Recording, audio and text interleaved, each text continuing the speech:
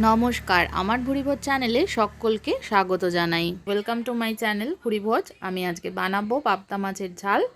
এটা বানানোর জন্য 4টে পাবদা মাছ নিয়ে ভালো করে ধুয়ে পরিষ্কার করে নিয়ে এর মধ্যে নুন আর হলুদ দিয়ে ভালো করে মাছটাকে মাখিয়ে রাখবো। 15 থেকে 20 মিনিট রাখলে কিন্তু যথেষ্ট।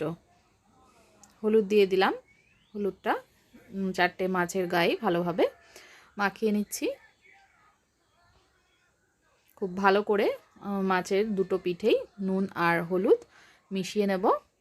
হাতে বেশি সময় না থাকলে 15 থেকে 20 মিনিট রাখলেও কিন্তু যথেষ্ট। এবার আমি একটা বাটিতে মাছের যে মশলাটা দেব সেটা তৈরি করে নিচ্ছি। এখানে জিরে গুঁড়ো দিয়ে দিলাম ছোটো চামচের 2 চামচ, আর ছোটো চামচের 1 চামচ মতন হলুদ গুঁড়ো দিয়ে দিচ্ছি। আর দিয়ে দেব এর মধ্যে লঙ্কা গুঁড়ো ছোটো চামচের 1 চামচ।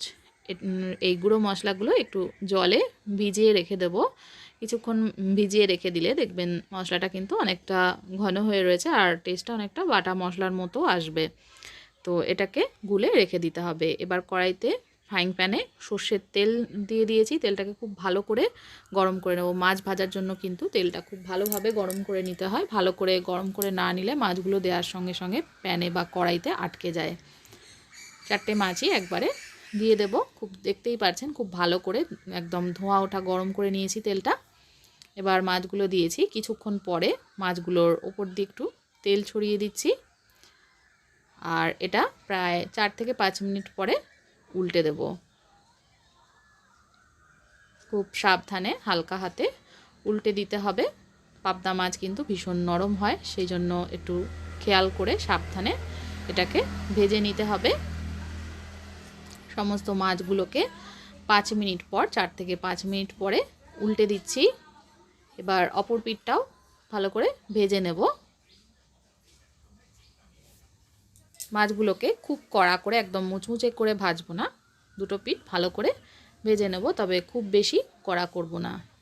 ঠিক এরকমভাবে মাছগুলো তুলে ফেলছি। সমস্ত মাছ ভাজা হয়ে গেছে, প্লেটে তুলে ফেলবো। এবার কড়াইতে বা ফ্রাইং প্যানে যেটুকু তেল থাকবে তার মধ্যে আমি দিয়ে দিলাম কালো জিরে। কালো জিরেটাকে ভেজে নিয়ে এর মধ্যে দিয়ে দিচ্ছি কলাই ডালের বড়ি। কিছু বড়ি তেলের ওপরে দিয়ে দেব।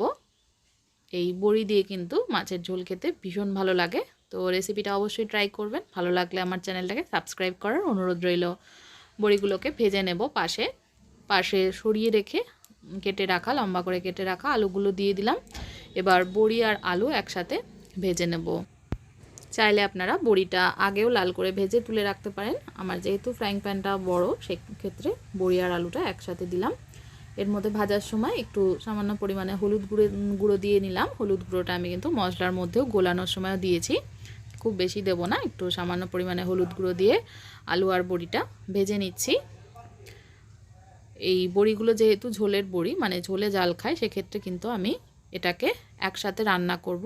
আর দোকানের কেনা নরম বড়ি হলে সেগুলো একদম ঝোল ফুটে গেলে, আলু সেদ্ধ হয়ে গেলে লাস্টে অ্যাড করতে হবে। এখানে একটা ছোট সাইজের পেঁয়াজ তেলের ওপরে দিয়ে দিলাম। পেঁয়াজটাকেও আলু আর বড়ির সাথে ভেজে নেব।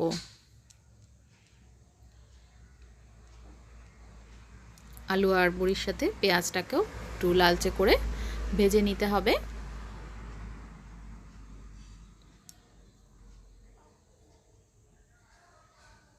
এবার এর মধ্যে আমি বেশ 5-6টা ঝাল চেরা কাঁচা লঙ্কা অ্যাড করে দিলাম। কাঁচা লঙ্কাটা দিয়েও সমস্ত কিছুকে আরও একটু ভেজে নেব। কাঁচা লঙ্কাটা দেওয়ার পরে একটু ভেজে নিয়ে এর মধ্যে ছোট টমেটো, একদম যেগুলো ছোট সাইজের টমেটো, সেই টমেটো আমি এখানে 3টে ব্যবহার করেছি। আর বড় টমেটো হলে একটা ব্যবহার করলেই যথেষ্ট। এর মধ্যে এবার দিয়ে দিলাম স্বাদ মতো নুন। নুনটা দিলে দেখবেন টমেটোটা তাড়াতাড়ি নরম হয়ে এসছে। টমেটোটাকেও 2 মিনিট মতন ভেজে নিয়ে এর মধ্যে কিছু মটরশুঁটি দিয়ে দিলাম। মটরশুঁটিটাকেও একটু তেলে সমস্ত কিছুর সাথে ভেজে নেব।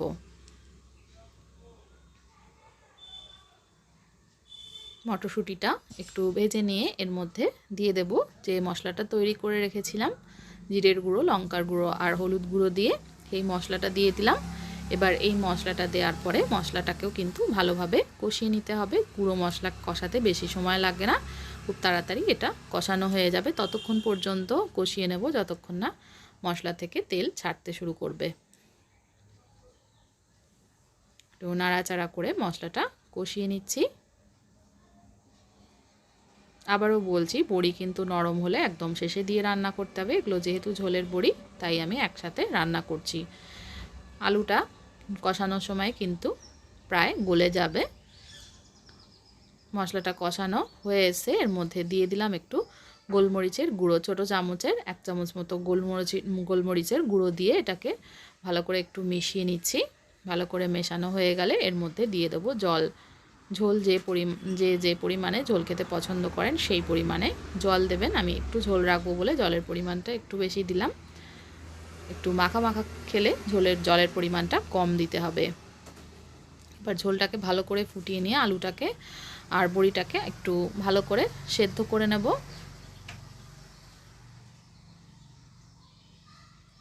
ভালোভাবে ফুটে গেছে, আলু আর বড়ি কিন্তু সেদ্ধ হয়ে এসে।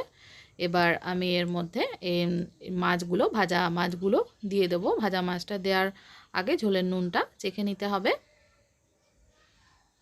এবার ভাজা মাছগুলো খুব সাবধানে এর মধ্যে দিয়ে দিলাম। মাছটা দেওয়ার পরে একটু ফুটিয়ে নিয়ে অপর পিঠটা উল্টে দিতে হবে। এপিঠ ওপিঠ দুপিঠ মোটামুটি 1 থেকে 1.5 মিনিট মতন ফোটালেই কিন্তু যথেষ্ট পাবদা মাছের ঝাল বা ঝোল একদম তৈরি।